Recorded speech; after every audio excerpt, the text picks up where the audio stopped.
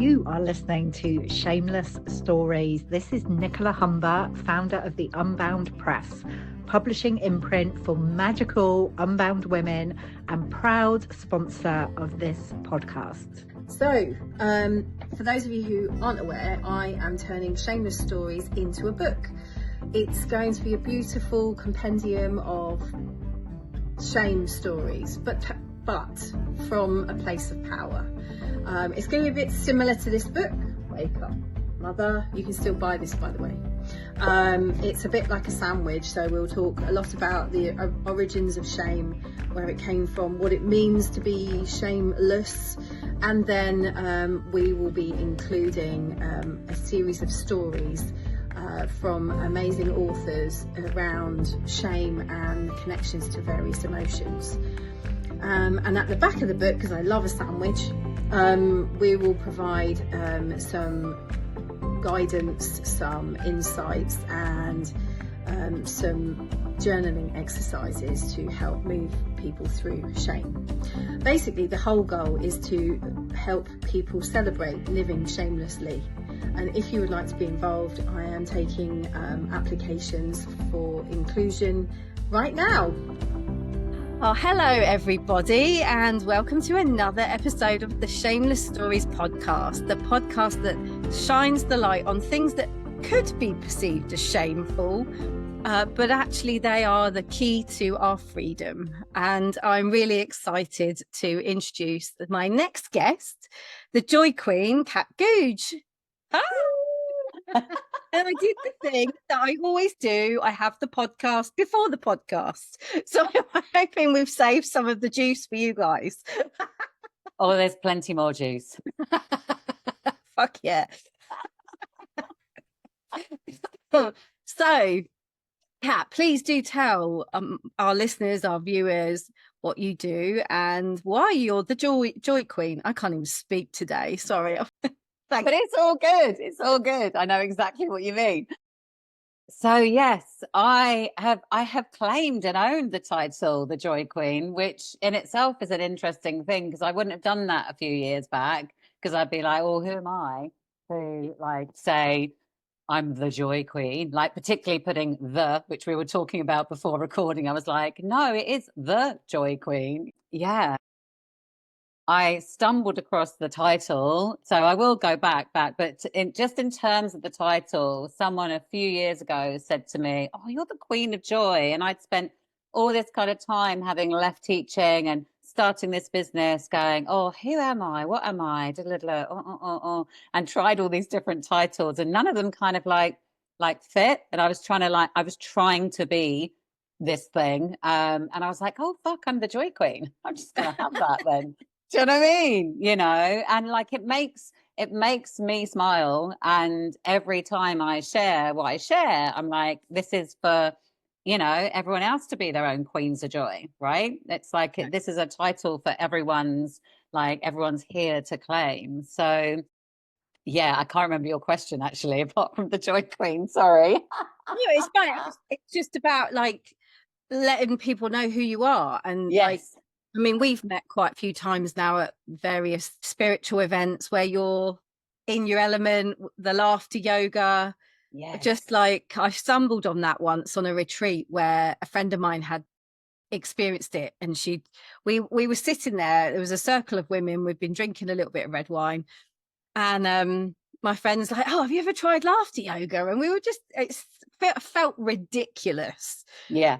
Absolutely ridiculous. But once we got going, like it was like we needed our tenor lady, I have to say. Yeah. But that's why I'm always drawn to your sessions when you're at these events, because God, we all need a bit of that. We really do. And I guess that is my ultimate, like my vision is global joy. It's no small thing. But, you know, again, I wouldn't have said that a few years ago because I would have thought, oh, that's a bit bold. That's a bit, you know, like, oh, like, why can you do that? Do you know what I mean? Like, is that not a little bit kind of big headed, or, you know, all those things you can have in your head? I was like, no, I'm totally here for that whilst I'm still breathing.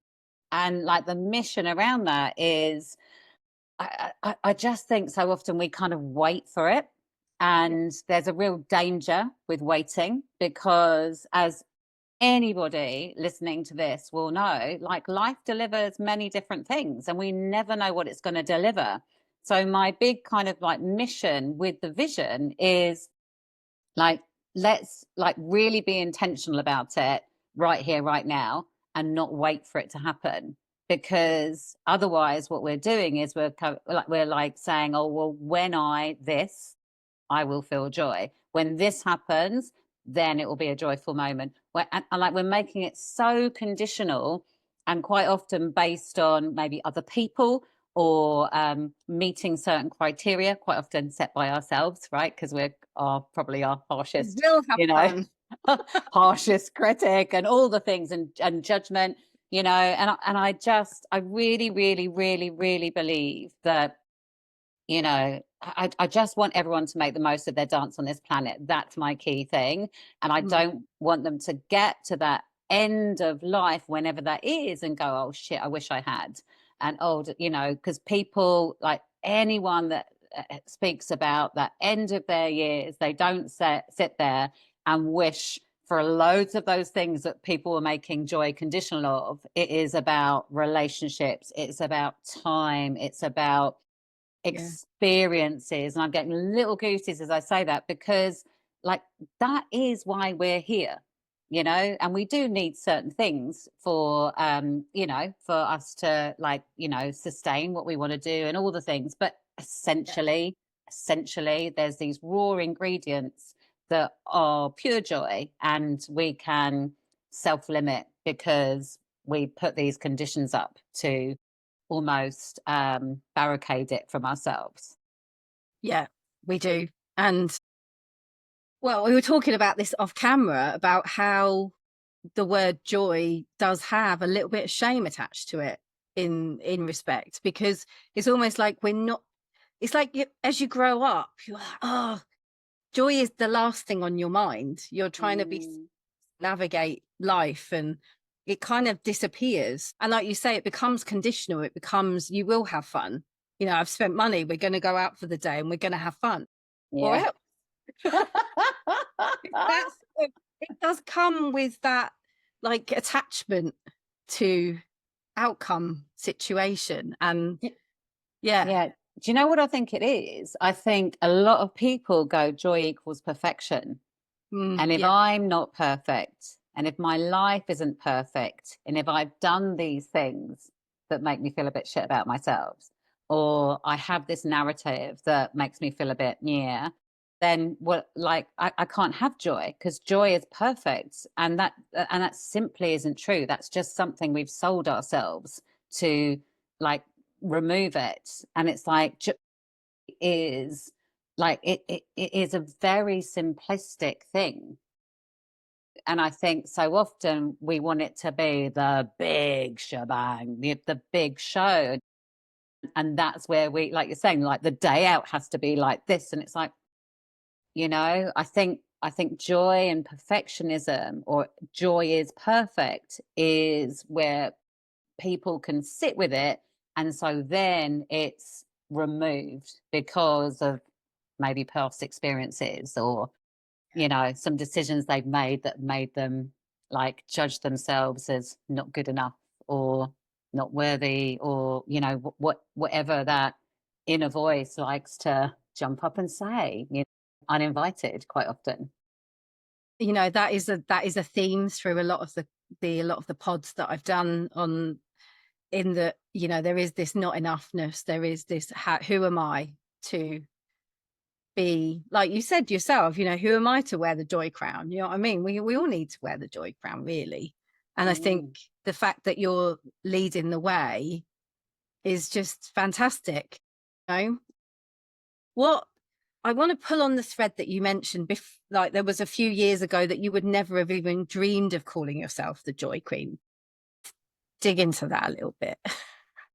Yeah. Well, this, I think it's so interesting, where we can end up, and like where we were many years before. And you look and you go, oh my God, if that thing hadn't happened, and then this thing and this thing, I would probably be a million miles away from there. And like, I kind of think, when I was talking to someone about this morning, actually. When I grew up, I definitely was that kind of like loud, whatever person.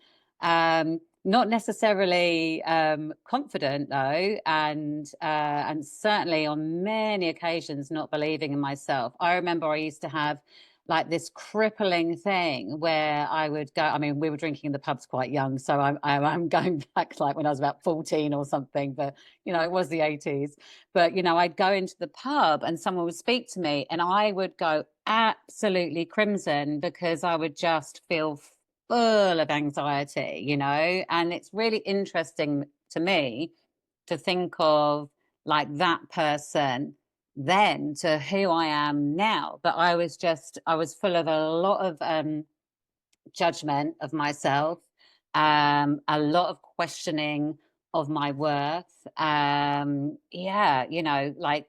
had this joyous energy. Like anyone that's known me, like my best girlfriends, we've all been best friends for 40 years. We'll always like, there she was making a noise, trying to jump on a speaker, like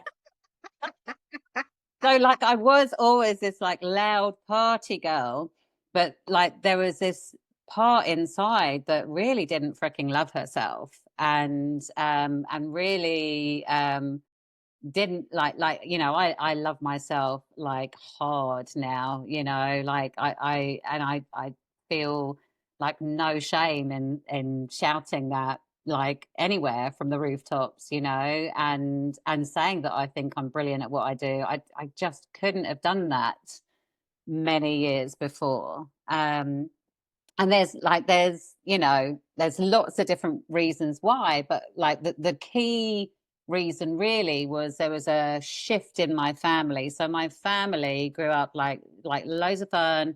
We had amazing holidays. There was lots of money. And then my dad got made redundant, and my mum and dad fell out of love. But it was quite one-sided.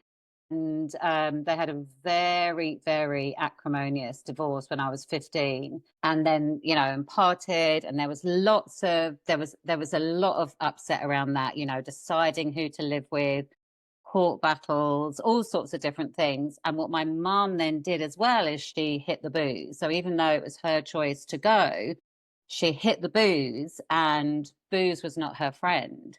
So she would speak to me in very derogatory ways, and I think really it was how she felt and saw herself. She would project to me, so I was the black sheep, and I was this awful kind of child in her eyes. My self-esteem really freaking cratered when I was that age, just spiral, because I was like, God, if my mum thinks I'm shit, there's the validation piece. Of course I must be shit. Do you know what I mean? So that's essentially where, and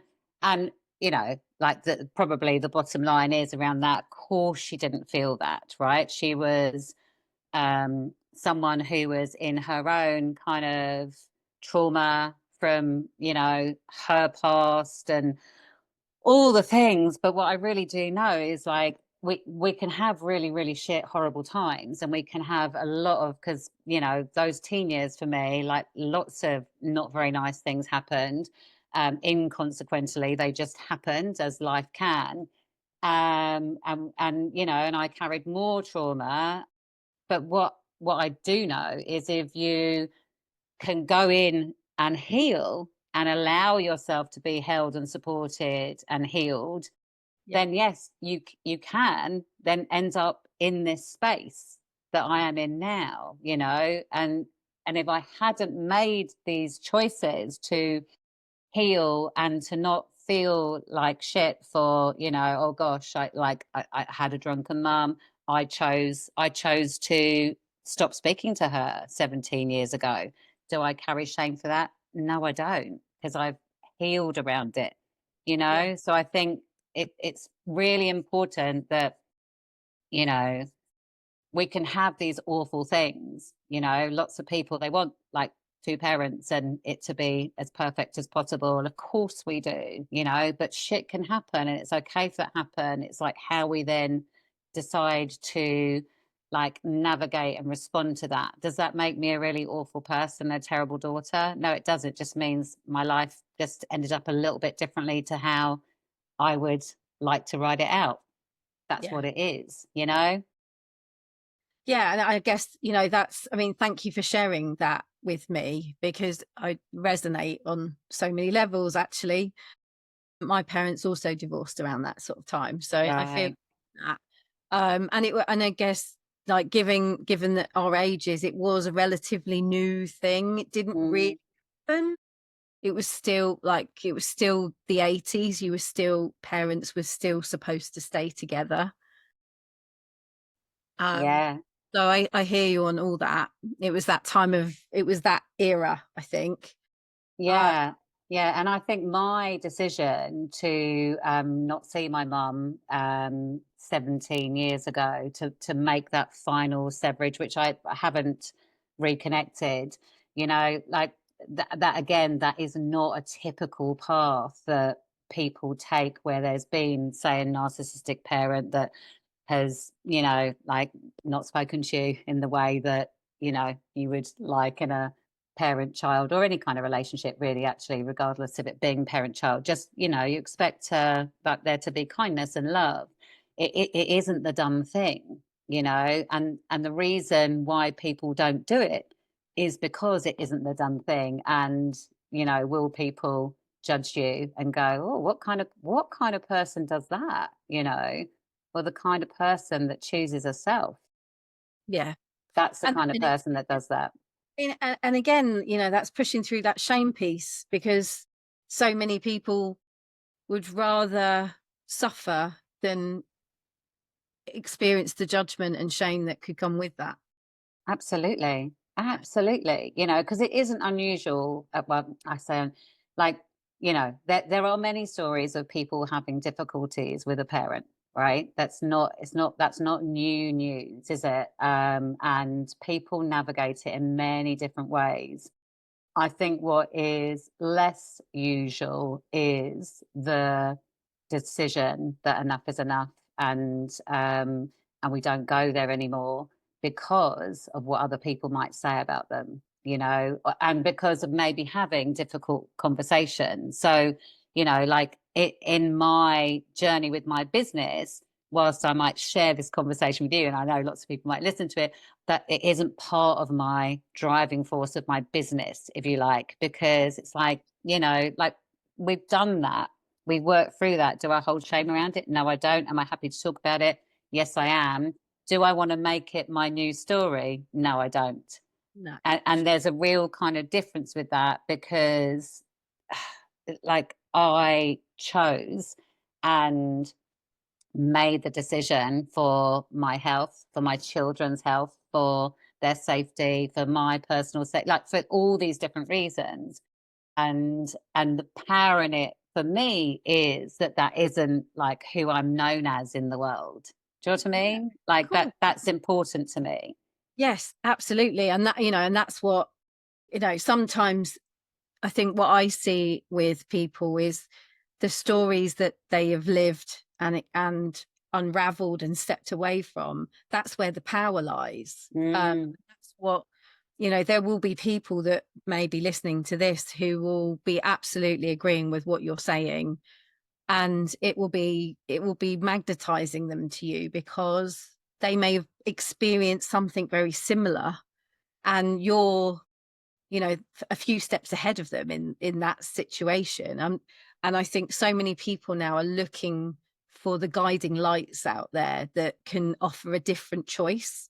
And like, mm, choosing joy in itself is rebellious. yeah, Because actually, I think we're programmed to choose misery and victim and martyr, and oh, got my 9 to 5. Oh, you know, it's almost like we feel comfortable in that. It's very yeah. bizarre. Like, I have to keep reminding myself because it is so ingrained in us, in our society, and choosing to go, actually, fuck it, I'm not going to do this today. I'm going to go and have fun. I'm going to take myself out and have fun. I'm going to invest in laughter yoga. I'm going to do this, that, and the other. It's, again, that's another kind of rebellious act in choosing yourself over Yeah. everyone Yeah. else. Am I Yeah. making... No, totally.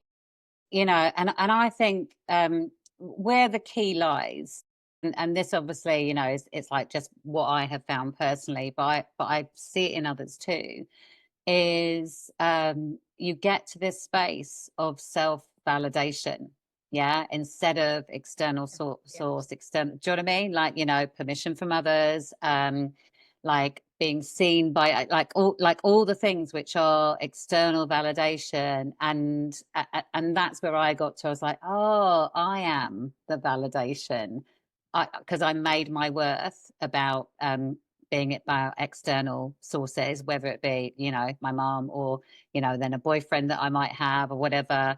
Yeah. And then I was like, oh gosh, here's the thing. Here is the thing. Like, self-validation, once you get to that space, then I feel that opens up that gateway to joy. Yeah. Yeah. Because, I mean, you, as a business owner yourself, we're both, we've carved out businesses to be, so we can have room for joy, so we can choose to have it all, if you like. And Yeah. that, I see the people that you're working with, you've been at the happy place, we're all searching for it.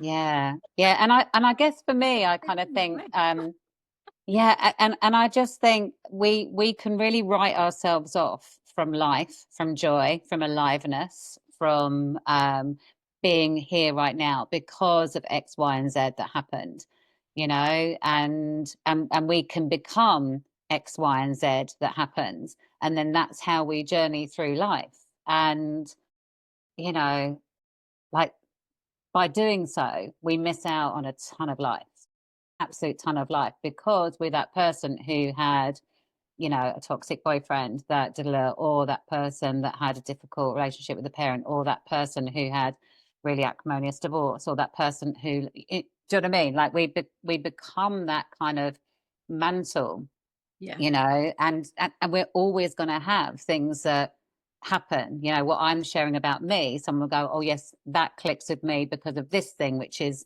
similar but different. And it's like, actually, if we accept that happens, because a lot of people fight against that kind of stuff. Or why did that happen? Why couldn't I? It's like, accept, and you can allow sadness around it, and like, would be lovely if. But if we make that, we're hanging everything on that, then we're not living. And so I just think that aliveness, that real kind of like appreciation, I really appreciate who I am and my aliveness and my breath on this planet. I feel so grateful for that, honestly, every single freaking day.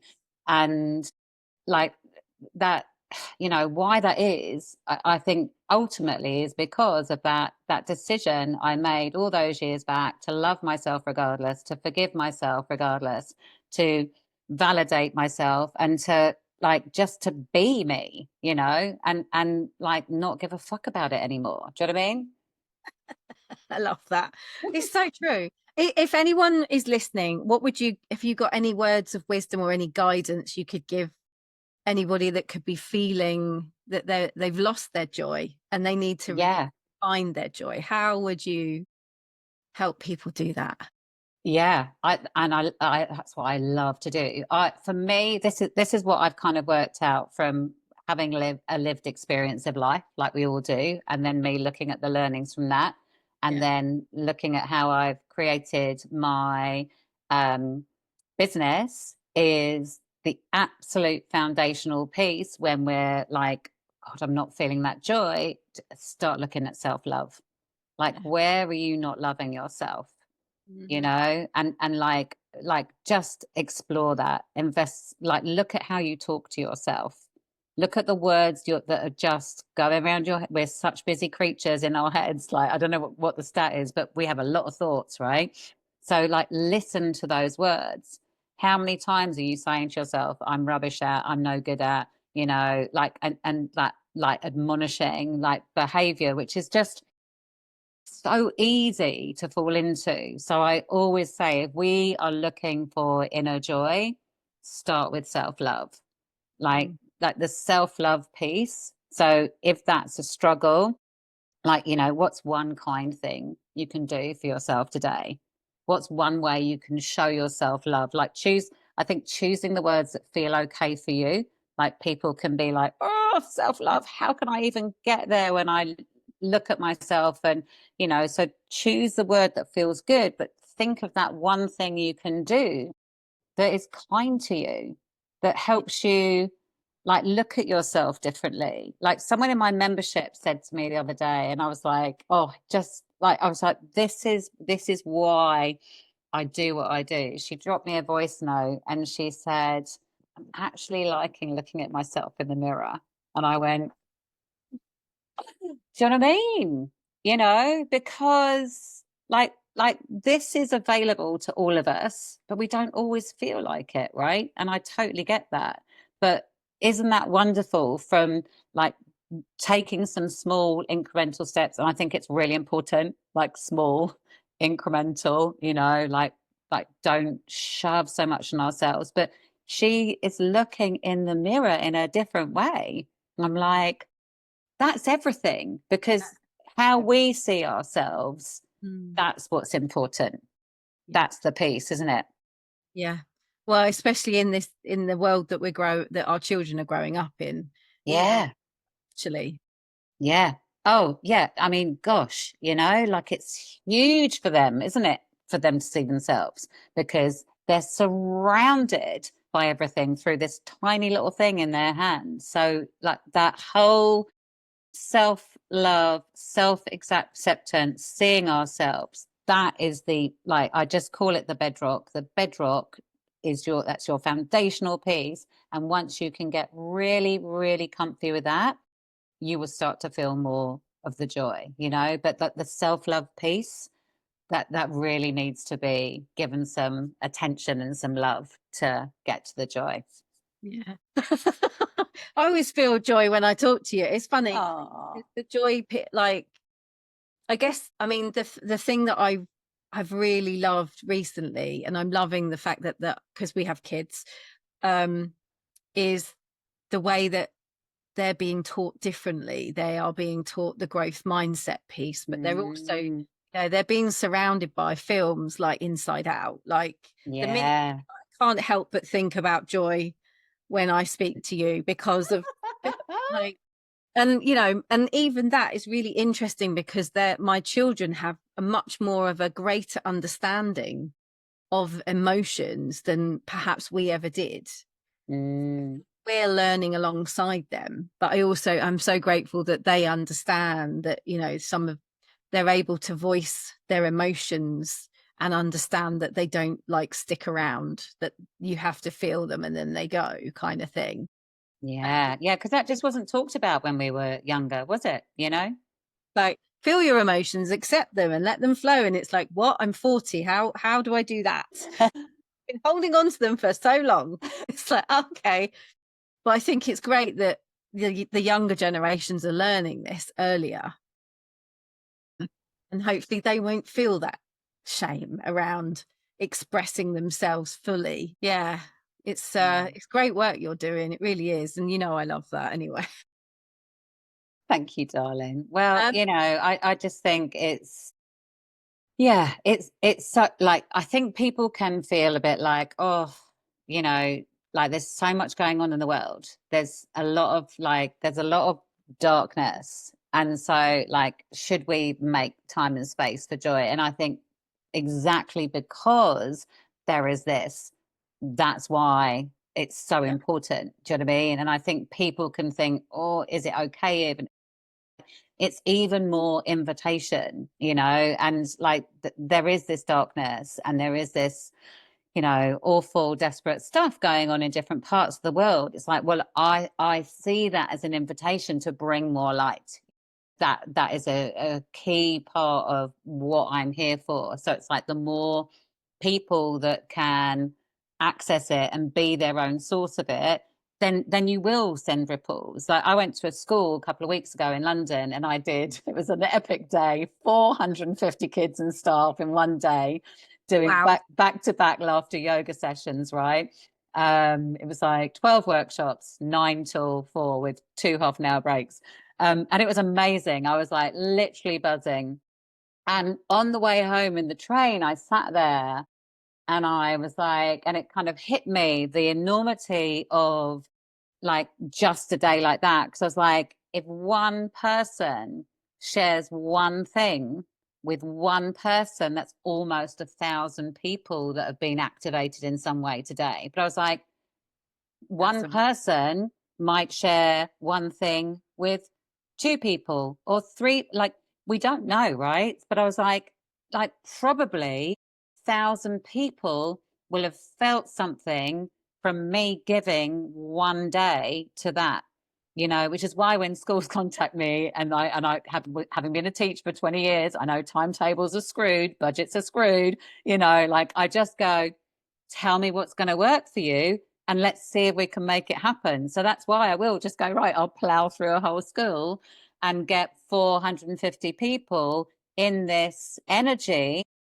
because I know it sends ripples, Yeah. and like you say, like our kids are teaching us. So they can then go home and teach their families who maybe, are having their own struggles with whatever, because they haven't had these tools. And this is a thing, kids are amazing teachers, right? So yeah, I always think like whether it's a conversation with one person, there's a ripple. If it's 450, even better. And I guess that's why part of my like mission with this big vision is like, give me stages with thousands, because when thousands of people speak to 1, 2, whatever people, this is how we create like a tidal wave of joy. Yeah, absolutely. And, I mean, even being at Mind Body Spirit in Birmingham, I came to the session and was laughing all the way back to my stand. And there was Yeah. still like physically in that space, you could just hear the laughter Yeah. through the whole exhibition, and everyone's kind of like, where's that? And then joining in. Like it's kind of Yeah. like it's infectious. It's It like really is. It it's so really is. powerful. Yeah, there was a lady at that session, and I'll never forget her. She came up to me at the end, and she was in her 70s, and she said, I had forgotten how to laugh. And I went, well, like now you haven't. And she gave me a massive cuddle. She said, I'll never forget you. And I went, I'm never going to forget you either, because I don't know what her lived experience was before that, right? She was in her 70s. Maybe she just had a significant loss. I mean, who knows? I don't know her story. And that doesn't matter, right? What is important is she came to this wellness event to make a change. She then put herself in a laughter yoga session, which can feel really vulnerable and out of your comfort zone, can feel a bit confronting, like all sorts of things. But she did it. She made these choices, and I really celebrated her. I said, but you came here and you have laughed today. I said, so, and it was just so beautiful. And we kept on, like, saying about the energy, we kept on bumping into each other. And we'd have another little laugh and this little smile. And I was like, imagine how her life gets to look and feel now. And that was from one 45-minute session. Like you go back to those kids that were in your session, then they will never forget that. Like Yeah. you have moments at school where I remember this teacher, I remember this thing. They won't forget that they had a session of laughter yoga at school. Yeah. Yeah, it's because you feel it, don't you? This is the thing, right? It's that get out of this busy space in our heads, which can have a lot going on, and we get in our bodies, and the more we're in our bodies, we just feel.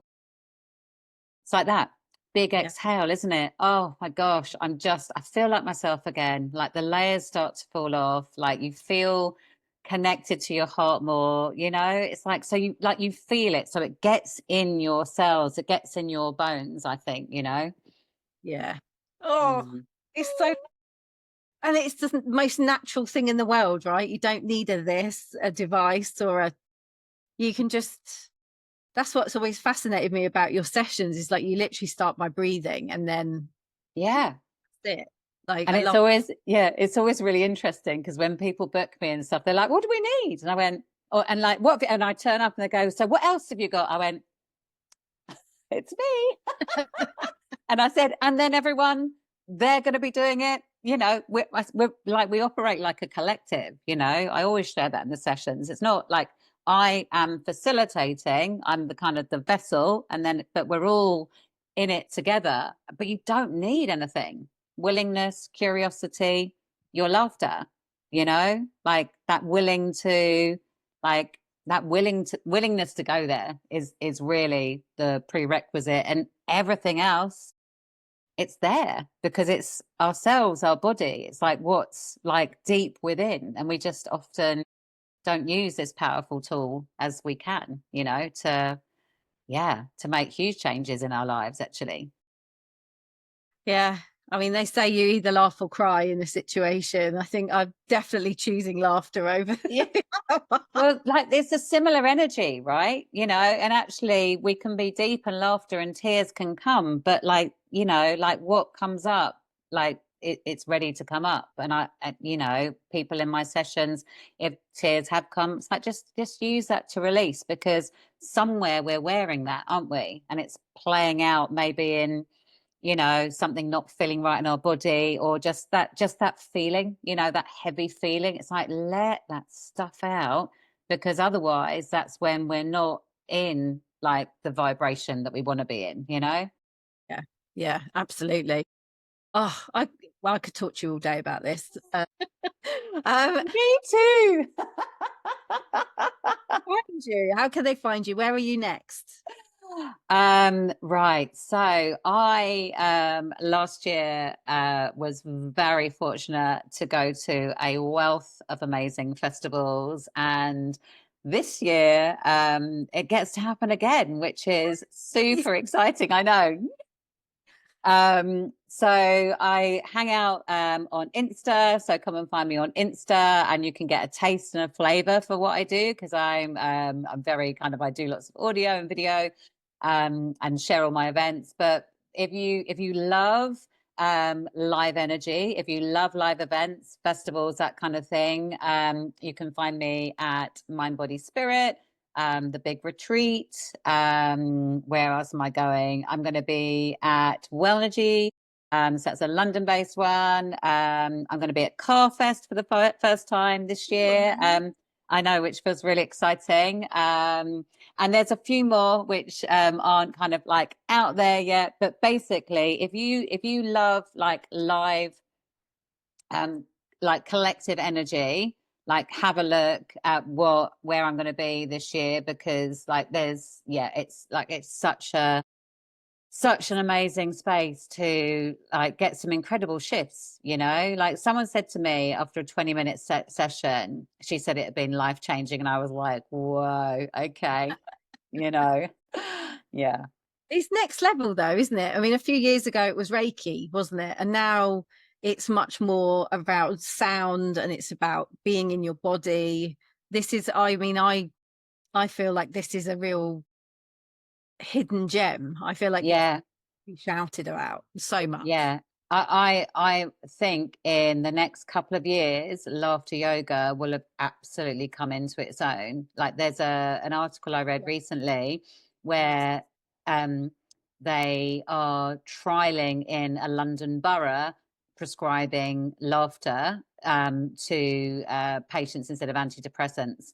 So what they're doing is prescribing comedy, right? So I have emailed the journalist who did the thing, and was like, I want to speak to you about laughter yoga, because actually that's where you're going to get the huge shifts. And I'm going to get in touch with the MP, because I'm like they can see it if they're doing a study on the power of laughter. And there are other ones, but if they're trialing it on the NHS, like, I think just watch this space with laughter yoga, because going to a comedy thing, great, but it requires you to go out somewhere and be a specific place. And do you know what I mean? And it's going to be dependent on when that comedian is around. It's like, actually, if we taught everyone laughter yoga, you know, Yes.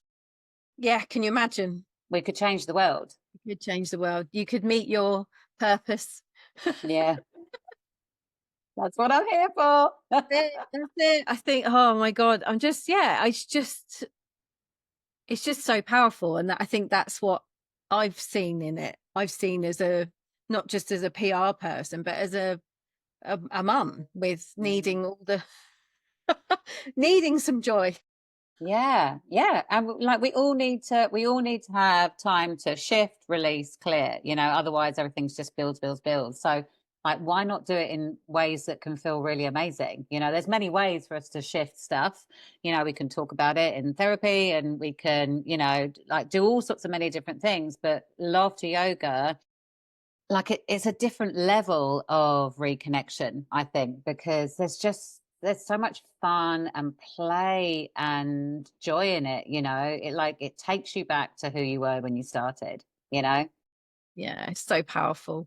So people can find you on Instagram and at all the festivals. I'll put those in the show notes. Any other words of wisdom you want to share before we wrap up? It was just amazing having you here. Oh, well, it's just bit like, you don't need any, don't need to tell you that like, I love talking about it. What I would say, if you feel far removed from joy, just like, do one thing every day that puts a smile on your face. Yeah. Look for those pockets of joy. Do one thing every day.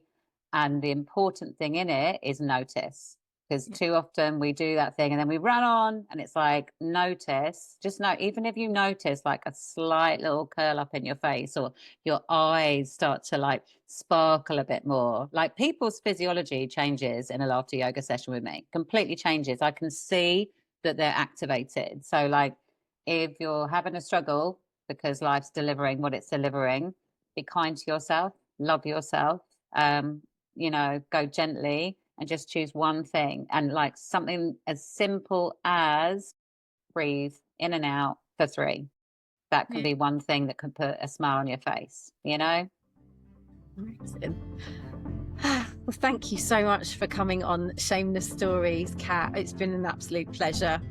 And I will be back next week with another episode of Shameless Stories. Thank you, Ben. Thank you, my darling.